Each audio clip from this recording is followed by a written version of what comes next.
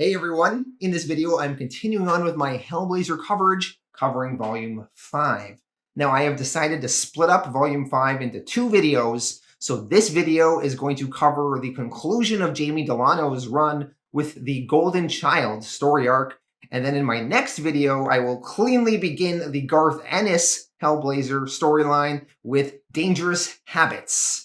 Now, I think it was kind of a weird move to sell the Hellblazer volume here with these two storylines in the same trade paperback, because there's a lot of people that really want to collect Garth Ennis's Hellblazer books and do not so much care for the end of Jamie Delano's run here.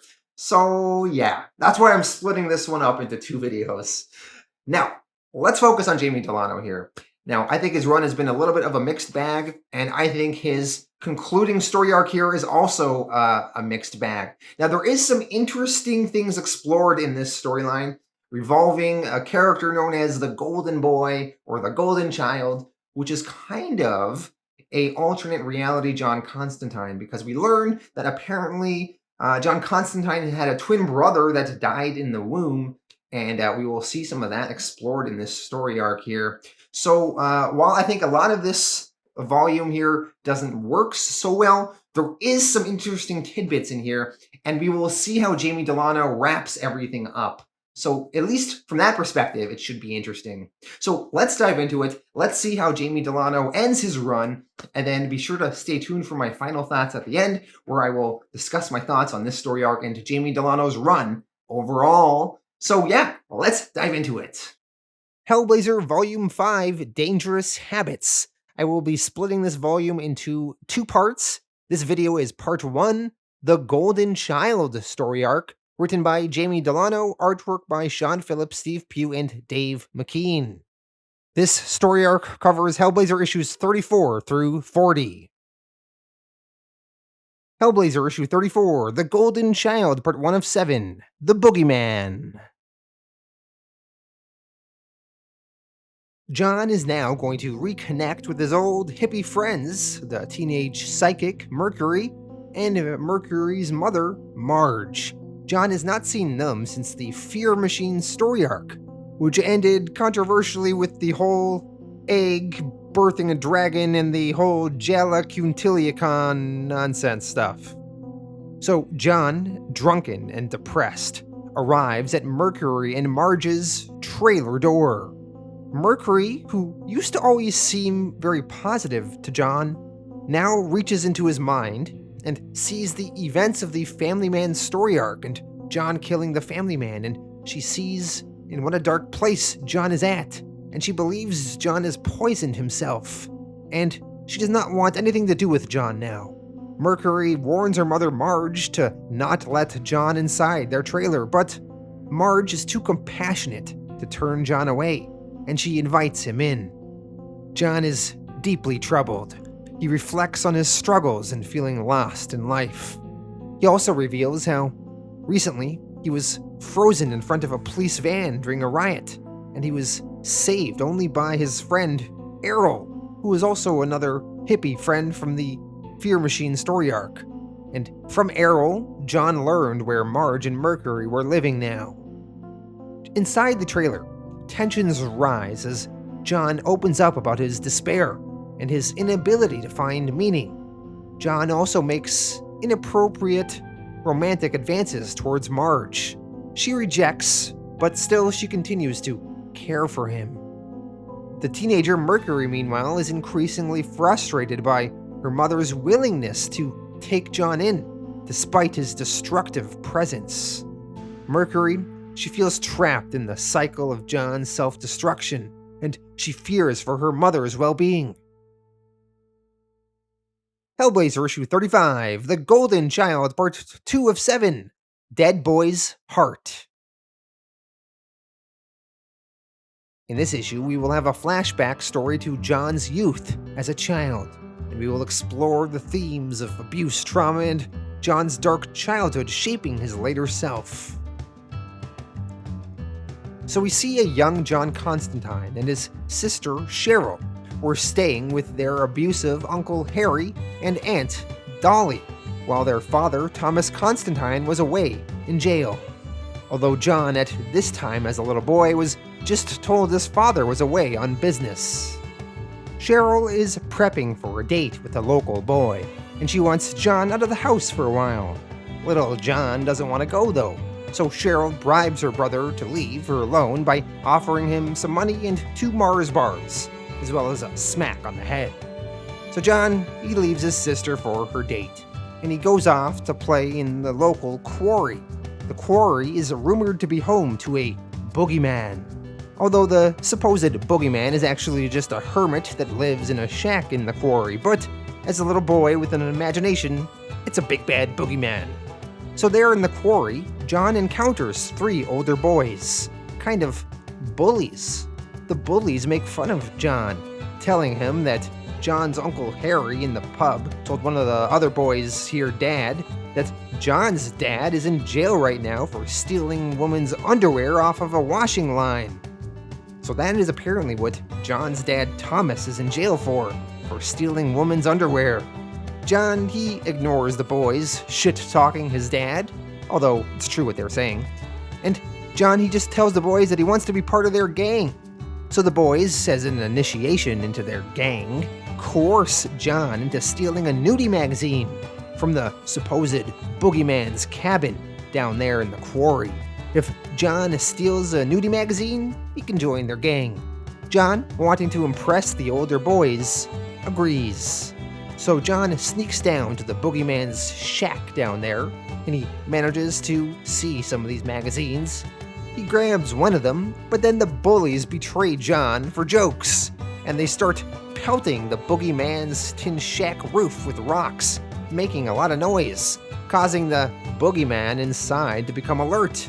So this Boogeyman leaves his shack, and he sees little John stealing from him, and he chases John. John, he manages to run, and he evades this Boogeyman.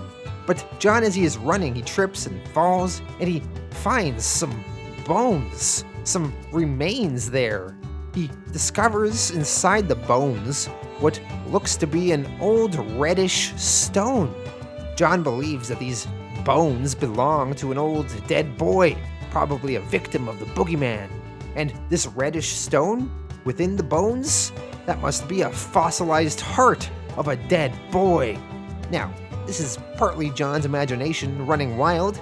It's most likely just a red stone and not a fossilized heart.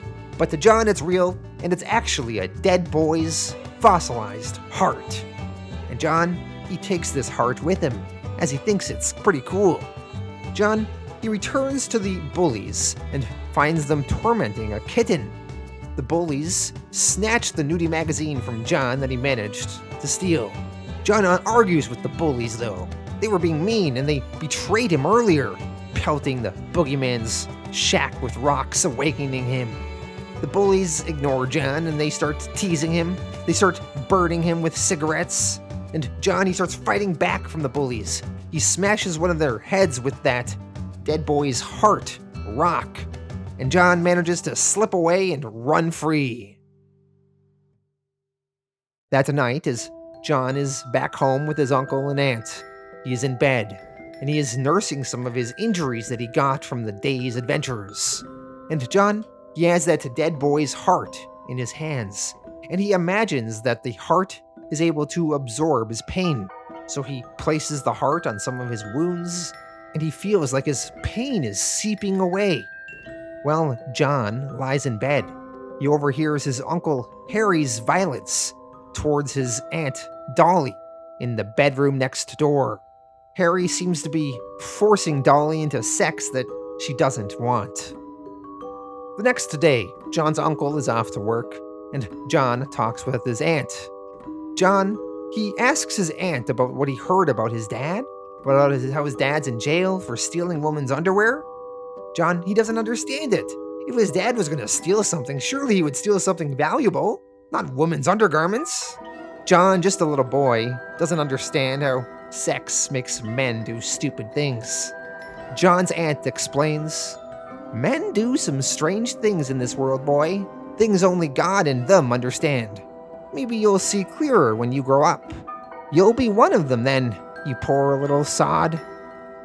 Later that day, John goes to play in the garden outside. He has built a little prison for insects, and he is keeping them hostage. And John, he then kills the insects with the dead boy's heart stone, smashing them with it. John, he's kind of sickly enjoying it. John's sister, Cheryl, goes over to talk with her brother, and when she sees how he is playing, she does not like it. She tells John it is wrong for him to torture and kill these insects. They have feelings. John is annoyed with his sister, and he threatens that he will tell Uncle Harry that she took her knickers down in front of that boy she was with the other day, and she did it for money. Cheryl shouts, "I never did that. It's not even true." John says to his sister, "Yeah, but Uncle will believe me there, won't he? Because I'm a boy." Cheryl yells that she hates him and runs off. John, he then kills more insects with glee, saying, "Die, die, die!" And after a while, John reflects on how he's been acting today, being a jerk to his sister and torturing all these insects. Maybe this dead boy's heart is influencing John to do bad things, and John doesn't like it. He feels like he better get rid of it. So John returns to the quarry, and he has the dead boy's heart, and he shucks the rock away into the sky. Inadvertently, though, the rock soars in the sky, and it smashes through the boogeyman's tin roof. John is a little worried when the stone smashed through the roof. He didn't hear the boogeyman come out. Maybe the stone smashed through the roof, and it killed the boogeyman inside in his sleep. In terror, John runs home. Is he responsible for killing someone? When John returns home, he reflects on his secret he now has to live with, the boogeyman's secret. It's awful, lonely secret of the dead boy's heart, and he must keep it to his grave. And the very worst thing is, once you know it, you're a boogeyman too.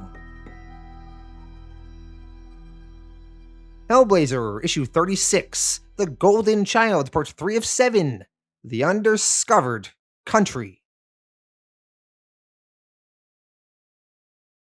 Back in the present day once again. After an awkward morning following John's intimate night with Marge, John goes outside and he talks with Mercury, who still seems angry and disgusted with him.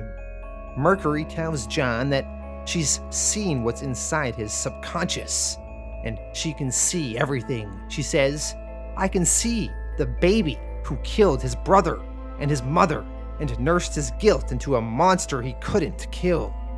Now, we knew before that John's mother died in childbirth, giving birth to John. But this is the first time we learned that John had a twin brother in the womb that was strangled by John's umbilical cord. So in a way, John was kind of responsible for killing him, too. Mercury continues and says, "I can see the youth who doomed his friends by leading them too close to the edge of his madness. And I can see the man who killed his father with a careless word, then tried to drown his guilt in the spilled blood of revenge." John replies, "I never had a brother." Mercury continues, "Who is the enemy, John? Who is the boogeyman? Who do you really want to kill? Who scares you the most?" John to this says, "You do, you bloody little witch. You terrify me."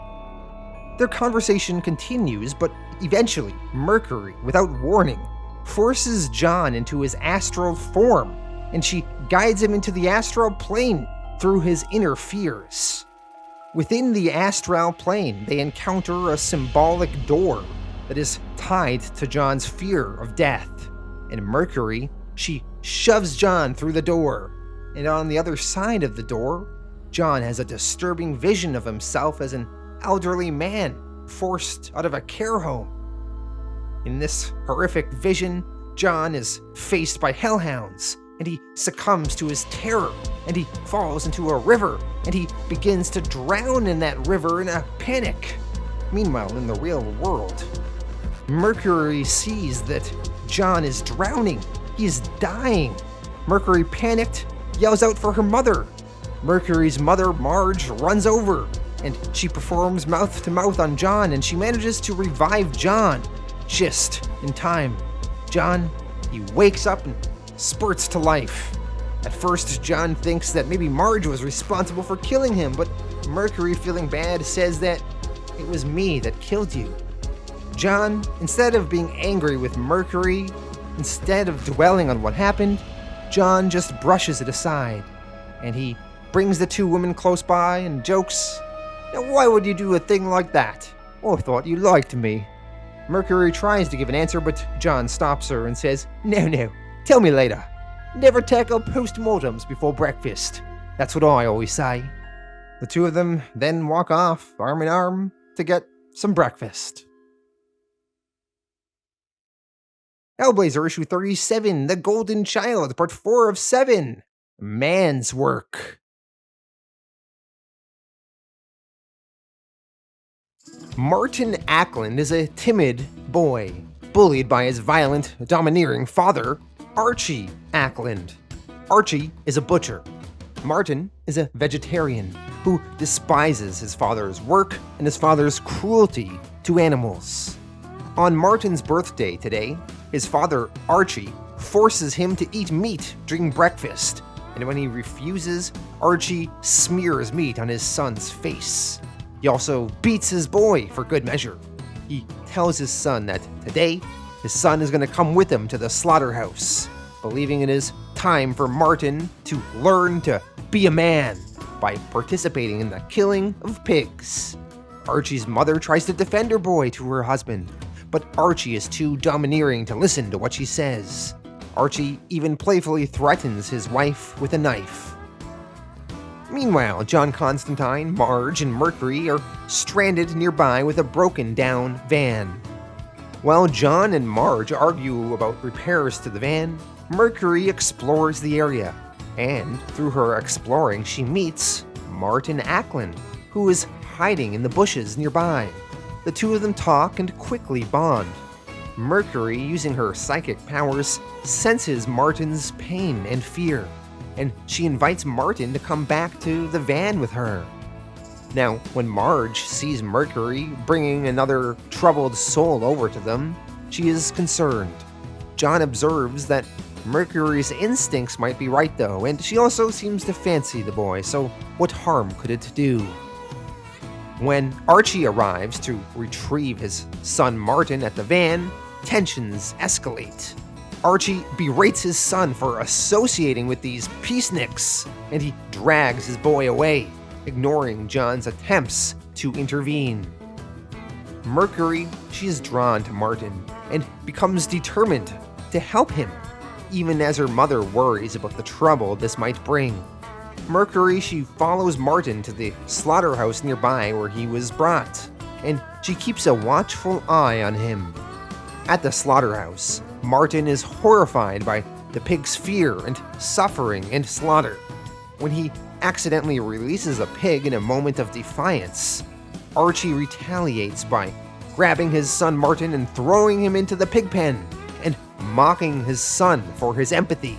Archie yells, "You love these little piggy wigs so much, I'll treat you like one." Martin, now trapped and terrified with all the pigs, watches as his dad Archie and Archie's associates slaughter them all, his father's cruelty looming over him like an insurmountable force. Hellblazer issue 38, The Golden Child, part 5 of 7, Boys Games.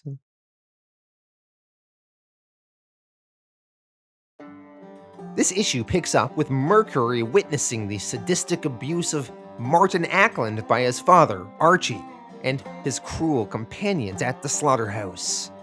After gleefully slaughtering the pigs, Archie escalates his cruelty by hanging Martin like an animal, similar to how the pigs were hanged, and he cuts off his son's clothes and douses him in pig's blood.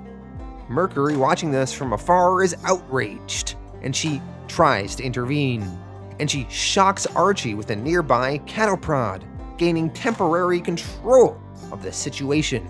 Archie sicks his violent guard dog, Churchill, on Mercury. The guard dog, initially set to attack Mercury, surprisingly sides with her instead and becomes docile. Mercury, she helps Martin escape the premises, They escape to their nearby van, which is still awaiting repairs. While Martin and Mercury are gone, Archie continues hanging out with his associates. For sport, Archie has his guard dog, Churchill, fight another dog there that belongs to one of the other men, and they all gamble on the outcome of the dog fight. Churchill loses the dog fight, and Archie loses some money from this, which further makes him angry. Enraged, Archie kills his dog, Churchill, and tosses the body of the dog among the pig carcasses. The other men find that Archie has gone a little too far here. I mean, sure, Churchill lost the fight, but he was still a good dog. To be treated this way by him? Still angry and drunk, Archie's wife phones him, and Archie lashes out at his wife over the phone, and he cruelly dismisses Martin's worth, saying that Martin might as well be as dead as the dog. After the phone call, Archie demands the keys to the truck from the other men, the truck that is filled with pig guts, and Martin drives off in a fit of fury. Archie drives the truck full of pig guts over to the van where Mercury and Martin are hiding out at. Archie then dumps the contents of the truck into the van, so now Mercury and Martin and the van are covered in pig blood and guts. This really drives poor Martin over the edge, and Martin becomes pushed to his breaking point, and he lashes out at his father, and he starts beating his father with a pig's leg. Martin is just smashing and smashing his dad with it, but Mercury stops him, warning that the violence he is doing will only perpetuate Archie's toxic cycle. Eventually, Martin realizes that Mercury is right, and he stops attacking his dad. Mercury, though, she then goes over to Archie, and she uses her psychic abilities to confront him and get into his head and make Archie face his deepest fears, psychologically messing with him. That night, when Archie returns home, he hallucinates a grotesque, dominatrix-like pig woman in his cold room. This dominatrix pig is a manifestation of his own fears and guilt. The creature punishes him, leaving him mentally shattered. The next morning, John and Marge return to the van. They have whatever pieces they needed to repair the van, and they find it covered in the pig guts, but are at least happy to see that Mercury and Martin are safe. After fixing the van, they all begin driving off. Mercury offers Martin to come with them on their adventure, but Martin is still concerned for his mother, and he plans to return home. He can't leave her alone with his dad. He just would worry for her too much. Just as he says this, though, they unexpectedly encounter her at a bus stop. They stop to talk with her. Martin's mother reveals that she has left Archie, who has been committed to a medical care facility after being found in a bizarre state this morning. Martin's mother explains, "I came down this morning and found him in the cool room, half frozen in his underpants, 3 parts inside a pork carcass. It made me feel sick, but then again, he always did." Relieved, Martin decides to join his mother as they plan to start a new life in another city, far away from Archie's shadow. Hellblazer issue 39, The Golden Child, part 6 of 7, The Hanged Man. John has continued traveling with Mercury and Marge for a while now, and they have reunited with some of the other hippies from the Freedom Convoy, such as Errol and Zed. They are all reunited at a camp near the ocean, forming a makeshift kind of family. Marge senses that John will leave them all again soon, and she fears the change it will bring. But John, he's haunted by some sort of deep dread. John, he has a vision of a figure that he calls the Golden Boy, a radiant figure he first saw as a child at his mother's grave. Initially, John admired and wanted to befriend the boy, but over time, the boy's brilliance made John feel deeply inadequate and flawed. This led to resentment, John, he believed that his father, Thomas, would have loved the golden boy more than him. John reflects that the golden boy might have even become real if he'd allowed it. Seeking clarity, John asks Zed to perform a tarot card reading for him. Zed, she reveals 3 cards.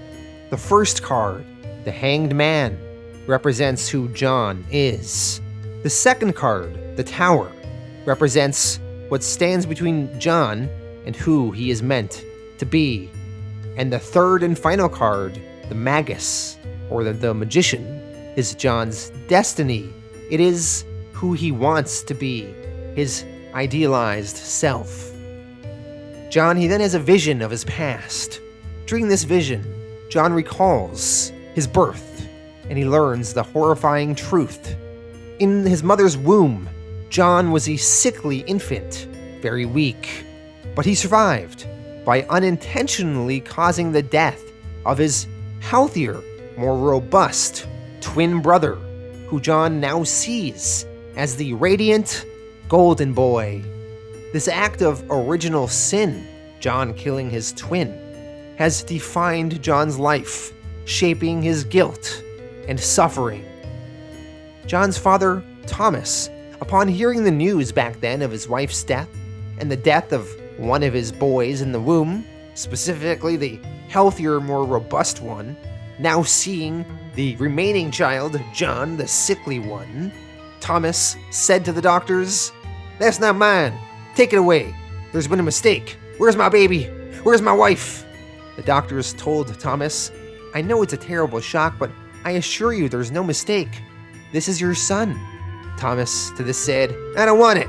It's ugly. It's evil." The doctors continued, "Really, Mr. Constantine, you should be ashamed of yourself. That's an innocent little baby. You'll see. You'll grow to love him." Thomas, still in shock at the death of his wife, in anger, replied, "Never! It's a killer! Put a pillow over its head!" Back in the present day once again, John is determined to confront what he has learned in his visions. So, he decides to ingest tons of psychedelic mushrooms that he took from Errol, and then John journeys to a ruined tower. Remember the tarot card that he got? The Tower card? The tower is what stands between John and who he is meant to be. In the ruined tower, really high on psychedelic mushrooms, John, he experiences intense hallucinations. And through these hallucinations, he relives his time in the womb with his twin. Overcome by jealousy in the womb, John remembers strangling his brother's life before birth. This time, however, in these hallucinations, John decides to change reality, to let his brother live, allowing John's brother to become the Magus, the magician he was meant to be. And in the womb, John, the sickly one, dies. For John Constantine, him allowing his brother to become the Magus represents the idealized version of what John could have been, a figure of pure potential and goodness, untainted by John's flaws, sins, and regrets. The Magus serves as a symbolic counterpoint to John's identity as the Hanged Man, which reflects his sacrifice guilt and being trapped by his past mistakes. So by letting his brother live in the vision, it signifies John's desire to reconcile with his own failings and to accept the path he did not take. The next morning, Errol finds John's abandoned clothes in the caves below this tower, but John is nowhere to be seen. Hellblazer issue 40, The Golden Child, part 7 of 7, The Magus. This is the final issue in Jamie Delano's run. Unfortunately, it's also one of Delano's issues that is confusingly weird and filled with trippy dream sequences. So, continuing on from last issue, John is still tripping on these psychedelic mushrooms. And in this issue titled The Magus, we explore an alternate reality where John's twin, known as the Golden Boy, survived instead of John. And this Golden Boy lived a life similar to John's, except the Golden Boy's life has been filled with triumph instead of John's life filled with tragedy. So, unlike Constantine's tragic life, the Golden Boy thrived. He even had a good relationship with his father, who called him his Golden Boy. The Golden Boy's life on a similar path to John's. The Golden Boy even went through the Newcastle incident with the girl Astra and the demon Nergal. Only this time, the Golden Boy sacrificed his arm and managed to save Astra in their battle with Nergal. The Golden Boy also prevented all the Newcastle crew's trauma, and many of them still survive into old age. Despite his triumphs and successes, despite his greater success in life, and also his better looks too, the Golden Boy is haunted by the guilt over rejecting his twins' sickly boy spirit within the womb, whom he encountered this sickly spirit at their mother's grave. This sickly boy spirit is, of course, the real John Constantine that we know. So somehow, through these hallucinations, through this alternate reality, the Golden Boy, the Magus, meets with the real John Constantine, whom we know, and they meet on a beach, and they reflect on their shared legacy, acknowledging both of their flaws, the Golden Boy's arrogance, and John's cunning but broken nature. The Golden Boy and John walk on the beach, and they enter a cave, and in a mystical nexus, their timelines converge, balancing one another out as one, and gaining that balance that John has long sought out. John, he mysteriously disappears from the lives of all of his hippie friends, just as abruptly as he came into their lives. In the real world now, Errol is concerned, as he still hasn't found John, and doesn't know where he is and where he has disappeared off to after taking all these mushrooms. So Errol gathers John's friends, Zed, Mercury, Marge, and they all search for John. They travel to the beach and find only John's coat, footprints, and an epitaph carved into a stone slab. The carving reads, "In Memoriam, John Constantine. From womb to tomb and back again, the journey wobbles on." Errol, reading this, comments, "All this magic stuff just makes me feel sick and stupid."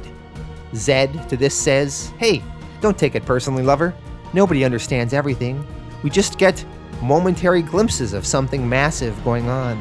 It's not a stable universe, Errol.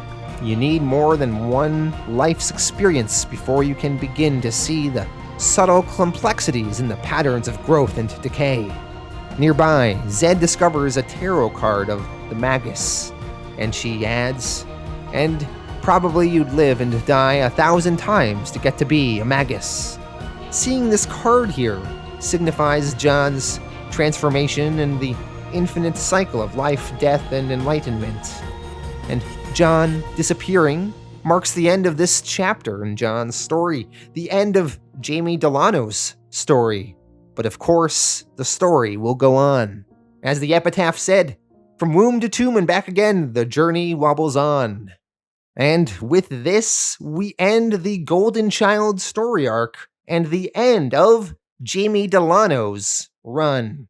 And in my next video, we will finally begin with Garth Ennis's Dangerous Habits. But for now, my final thoughts on the Golden Child and Jamie Delano's run overall. Alright, so that was the end of Jamie Delano's run. Let me give my thoughts on his run overall and then talk about the Golden Child specifically.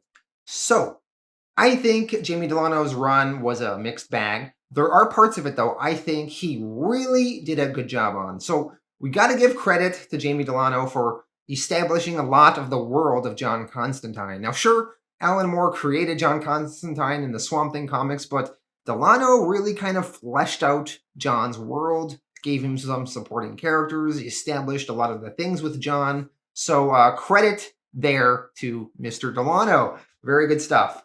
There is some amazing story arcs within Jamie Delano's run. I really liked the very first 2-issue story arc with Gary Lester and Papa Midnight, and them exorcising this demon from him. Amazing, amazing story arc. Really started off with a bang.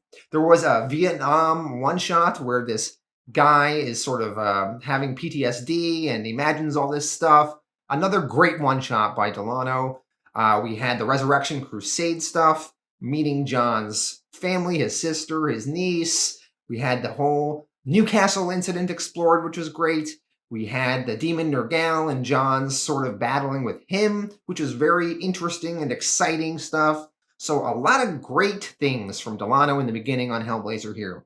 Then we had the Fear Machine story arc, which I, was really disappointed by. I thought it was very long and convoluted, and then the ending was bonkers with Zed and Jalek and Diliagon and this egg and the dragons and Rebirth, and not good stuff, not good stuff. But then we had the Family Man story arc, which once again I really enjoyed. I liked John going on this sort of cat and mouse hunt with this serial killer. That was pretty exciting there. And then we had some like one-shots from Delano, which some were okay, like the one where we had this Jerry O'Flynn guy and all these storybook characters. That was a good one. But then you had one like Sundays Are Different, where John just meets his old yuppie friend and they talk politics or something. And then eventually John just can't read words and they're like gibberish to him. What was going on in that one? And then we end on this Golden Child story arc, which I thought was pretty weak overall. Mind you, there was some interesting stuff explored in there. I think some of the concepts of John having this twin brother that died in the womb and how that weighs on John was kind of interesting to explore. I liked sort of exploring how much John is a mess and how all these things from his past are haunting him. And we sort of have that contrasted with the golden boy version of John, the twin brother that died in the womb, but what if he didn't die, and the alternate reality of what his life might have been like. Kind of interesting to see explored there. But, in the end of this Golden Child story arc, I really hated how Delano, once again, got really confusing and convoluted and going with these dream sequences that don't fully make sense. And it's really hard to interpret and figure out what he's trying to make it mean there. Something about a mystical nexus and the two versions of John merging and forming a balance, something like, I don't know, man. Delano. Things like that I didn't really like. So, Delano, overall, I think, it's worth reading. It's worth reading a lot of his run to see John established and read some of those really great storylines.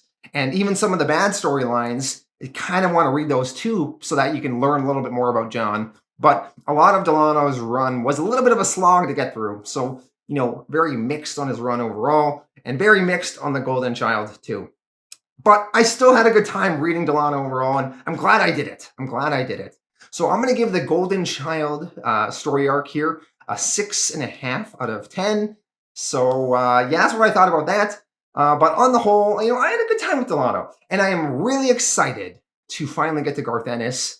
Dangerous Habits is a really good intro for Garth Ennis to jump in on. So I'm really excited for that, and I will see you all next week for Dangerous Habits. But let me know your thoughts on Delano's Hellblazer and what you thought of it and what you thought of the Golden Child. So I will see you all in the future for some Ennis Blazer.